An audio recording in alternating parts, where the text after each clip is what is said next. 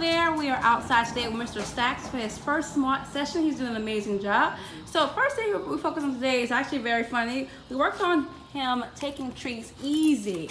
So Mr. Stax we tend to rush for him because we know that he's going to take the treat very roughly. So we're slowing it down for him. Notice that Gio will not give him the treat unless he is giving her less of a oomph towards the treat and more of a gentle approach. So she's saying easy to help him out. So she's cued. Okay, easy means take the treat easy. Now, eventually we want him to do this more often without us saying easy first. Easy. We just want him to get in the habit of taking treats gently and doing it every single time he takes treats. If he is being rough, he should not get the treat. So we want you guys to practice that as often as possible and make sure when you are giving him treats, spend some time on slowing it down. Hey, you will not get this treat, Stax, unless you are taking it gently. Because sometimes those teeth gets our hand, that's not comfortable. So the most important thing about our session today, of course, is leash work. So you see we're outside in the covered patio and we are walking around with Mr. Stax. So we started this inside. We want to make sure, number one, that Stax understands the length of his leash. His leash is about 4 feet long. We want to make sure he understands that, hey, you should not be more than 4 feet away from my bubble. There should be no pulling. If you do pull, Stax, I'm not going to move forward. However, you will move forward if you walk with me or walk near me. And you will even get treats for this. So treats is going to be your motivator, his motivator. So notice whenever he looks at Gio or walks near her, she's going to click and give him a treat. This is how you start building really good leash skills or loose leash skills. We don't want to use the leash to make Stax follow us or go anywhere. And again, you guys do a really good job of walking with Stax. We want to make sure that the leash is only a tether. It is not a tool to move him. So notice, look at that great eye contact he's giving Gio. Look at that. Beautiful. It's only his first session too. So Stax is already a good natural walker. We're just going to build on those skills and make sure that we make it worth his while to stay near us. Notice how he's continuously checking back with Gio. She's actually making the treats less common now because he's doing such a good job. But for you guys, we're going to keep doing treats whenever he stays near us, whenever he's not pulling, or if he's looking at you. So right now he's pulling a little bit. Good job. And when he comes back to Gio, she's going to give him a treat. So again, you're marking when your dog comes back to you, you're marking when he's looking at you, and you're marking when he is walking next to you.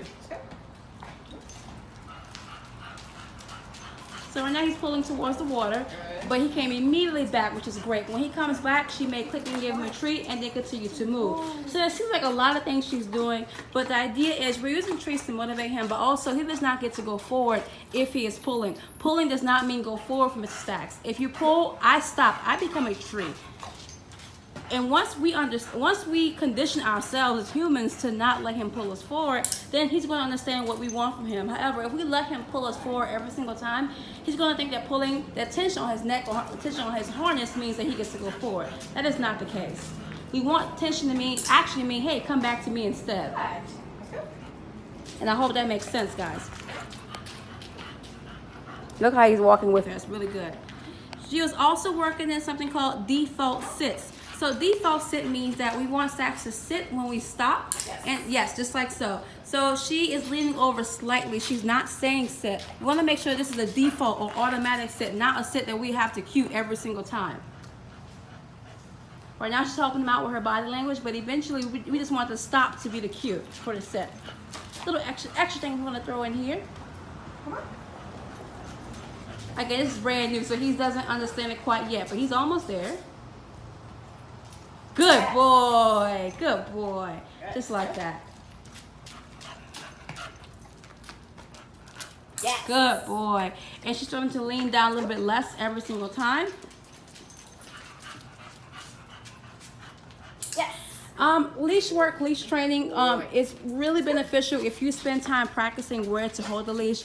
Notice that Gio is holding the leash in her left hand, and she is walking Stax on her right side. There we go. So it's really important that we don't want to have Stax on the same side we're holding the leash on, because if he is pulling on the left side, she's holding on her left hand, then that's all the pressure on her left arm. He's going to take her arm off. Yeah. And we've known someone that actually happened to. So really important. Look how she's keeping it crossbody.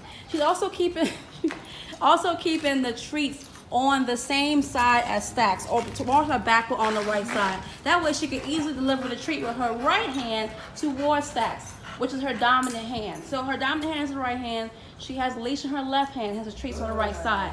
Treats, dog, same side, leash, different side. The clicker is another game changer. The clicker is also on the left side with the leash. So it's a lot. I know, we know it's a lot. The choreography is a little bit difficult at first. However, you will get it once you start practicing. So we highly recommend practicing with the equipment in your hand sometimes. Just pulling. Good boy. And good boy, Stax. And that is our session for today. Ta-da! Stax. Good boy.